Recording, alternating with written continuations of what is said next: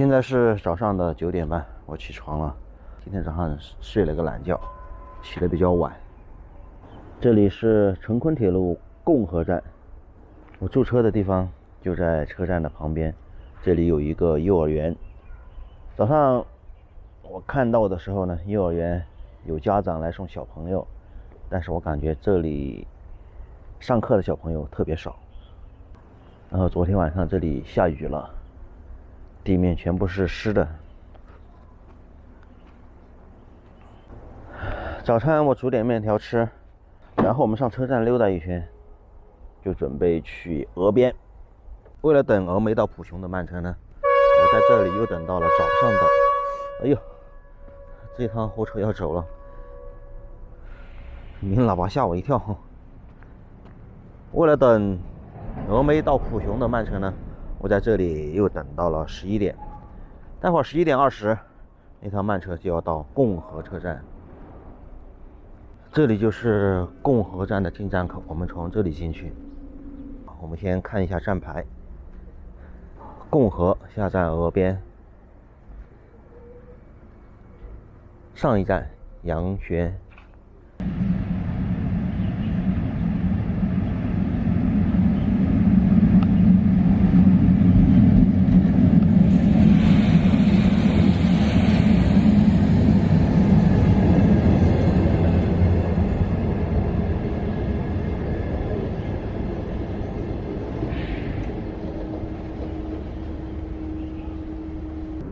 在共和这里下车的人不算太多。我前面的这位就是刚刚在共和下车的。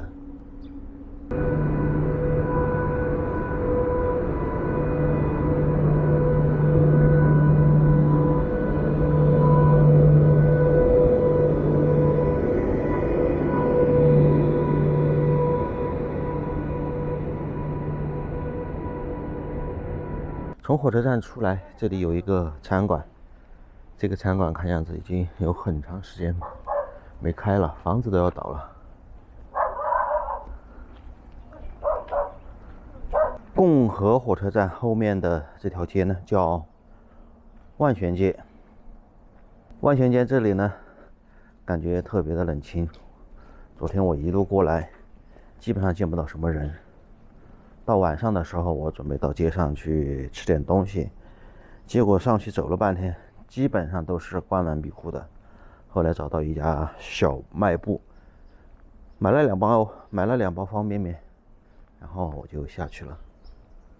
这里呢已经是峨边彝族自治县，叫沙坪镇共和卫生院。老师傅，我问一下，原来这条街上是不是特别的热闹啊？那现在怎么？是不是这里附近有厂矿？现在没打了。现在没有了。上面有个铁合金厂，现在还没有运转了。没有运转了。哦，那就说现在整个这个万玄街这里基本上这些厂矿这些也没开了，然后人也少了。人也少的多了，这个你走几下看到那人了吗？没有，我就是没看到人啊。人都没打了。对啊，就是没人了，我就觉得好奇怪哦。那以前这里是出什么矿啊？原来是水泥厂。水泥厂。后就把改起轨铁厂。昨天晚上我说出来吃点饭，结果找半天，吃饭的餐馆都没找到哈。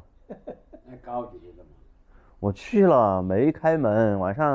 昨天晚上7点多钟，7点多钟没开门了。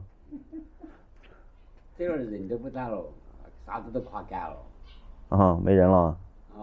我家又垮干了，还有4个学生一个，4个学生2个老师。你说下面幼儿园？今天早上我就觉得奇怪了，来送幼儿园的家长，我就见到2个。现在在里面基本上就是60到80岁这个年龄段的会在这里面住着。我们这个在改高级，40几块。40几块，60几岁的。都这一解决的。是吧？那年轻人都出去打工去了。买房子在外下角嘛。在外面买房子。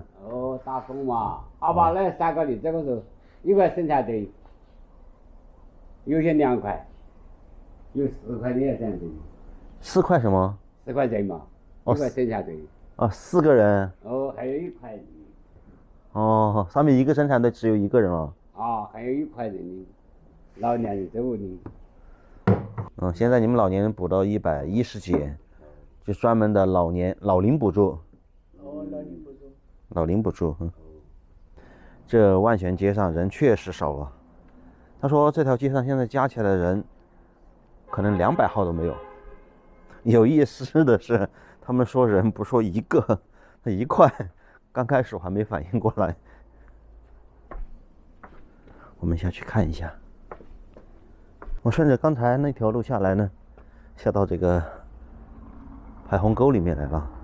从排洪沟一直往下走，就可以去到大渡河边。这沟里为什么还要埋上几根钢轨？这里是一个码头啊，说这里是个码头啊。从这里过去多少钱一个人？10块。2块钱。2块？过人是吧？对。过摩托呢？摩托2块钱，加人一起4块钱。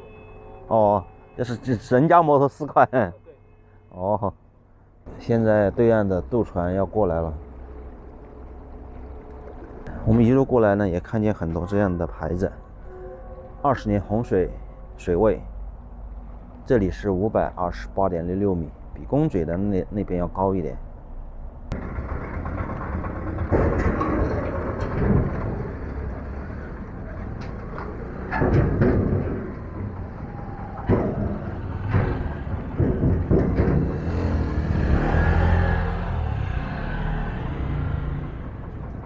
走路的这个年轻人呢，他是在对岸工作。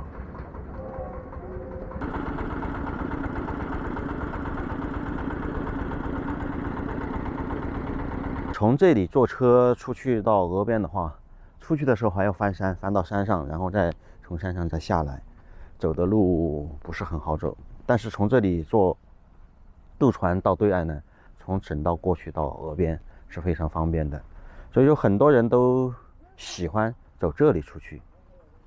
我知道这两边修路是干嘛的了，这边是行人走下来去到码头的，摩托车去码头呢就从那边的那条路下来。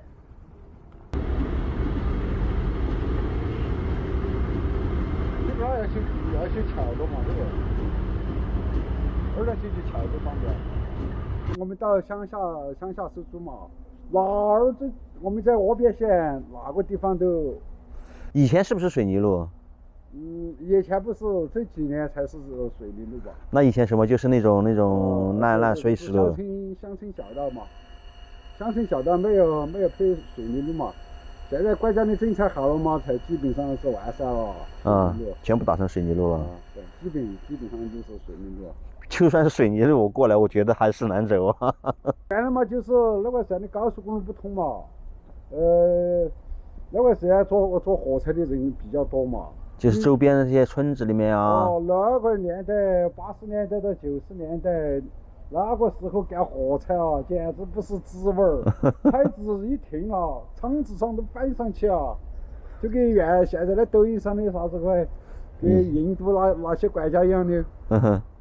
只能说有点区别，就是印度的嘛，在火柴头高的都坐起人嘛。原的老城规现在趟火柴那趟慢车嘛，小站不停嘛，它还是只有一天一趟。就说进去一趟嘛，出来一趟吧。进出的人多得很啊。也是这样的小站，也是那样挤的是爬窗子。跟你说，有些你上彩箱你还有位置嘛？你根本都没位置。站着，等下的都是人。又是河又是人，河高的从人，那个年代简直是人太多了。我们就是那个年代过来的吧。韶山山8055。